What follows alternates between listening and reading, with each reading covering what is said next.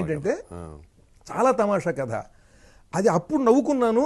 ఇప్పుడు ఆ కథ మొత్తం నాకు సమాజంలో కనిపిస్తుంది. ఒక అడవిలో 5గురు వెడుతున్నారు. ఒకడు పుట్టు గుడ్డివాడు, పాపం పుట్టుకుతో పాపం అతను మనం ఏం చేయలేం, భగవంతుడు ఒక్కొక్కసారి అలా చేస్తాడు. ఒక అతనికి బ్రహ్మచెముడు, అసలు వినపడదు.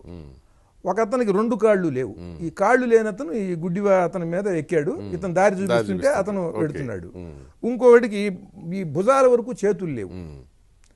ఈ 4. 5వ వాడికి ఒక పాత గోచి తప్ప ఏం లేవు, గర్భదరిద్రుడు. వీళ్ళు 5గురు వెడుతున్నారు. క్యారెక్టర్స్ ఇవి. ఇప్పుడు ఉన్నట్టుండి ఈ చెమిటివాడు ఆగండి, ఎక్కడో గుర్రపు డెక్కల చప్పుడు వినిపిస్తోంది అంటాడు. వీడికి బ్రహ్మజీవుడు.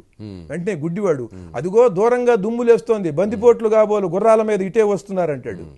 వెంటనే ఈ కాళ్ళు లేనివాడు, అయితే కాలి సత్తువ కొద్దీ పరిగెత్తండి అంటాడు. చేతులు లేనివాడు, ఛీ పారిపోవటం పిరికి వాళ్ళ లక్షణం, వచ్చిన వాడిని వచ్చినట్టు గుద్ది చంపేద్దాం అంటాడు. అప్పుడు ఈ గోచి తప్ప ఏం లేనివాడు ఉంటాడు వాడు, ఒరే వాళ్ళు వచ్చి నన్ను దోచుకునే లోపల తొందరగా తేల్చండిరా ఏం చేద్దాము అంటాడు వీడు. అంతే కదా, అంతే కథ ఇంతే సింపుల్. చిన్నప్పుడు నవ్వుకున్నామండి. ఇవాళ ఈ 5గురు రాజకీయాల్లోకి వచ్చారు. అవును, ఎవడికి ఏ అర్హత లేదో అది వాడు ఉన్నట్టుగా మాట్లాడుతూ ఉంటాడు. ఇవాళ చూడండి మీరు, ఎవడికి ఏ అర్హత ఉండదో వాడు అది అది తనకు అర్హత లాగా చెప్తాడు. మొట్టమొదట ఎక్కడో గుర్రపు డెక్కల చప్పుడు వినిపిస్తుంది అన్నాడు అనుకోండి, వెంటనే పక్కన వాళ్ళు ఏమనాలి, ఒరేయ్ నీకు చెవుడురా, వినిపిస్తే మాకు వినిపించాలి, ధర్మి అంటే అయిపోయేది.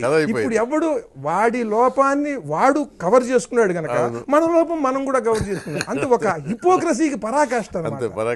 వాడంటాడు వాడు, వాళ్ళు నచ్చి నన్ను దోచుకునే లోపల తొందరగా తేల్చండిరా ఏం చేద్దాము అంటాడు వాడు పెద్ద టెన్షన్తో.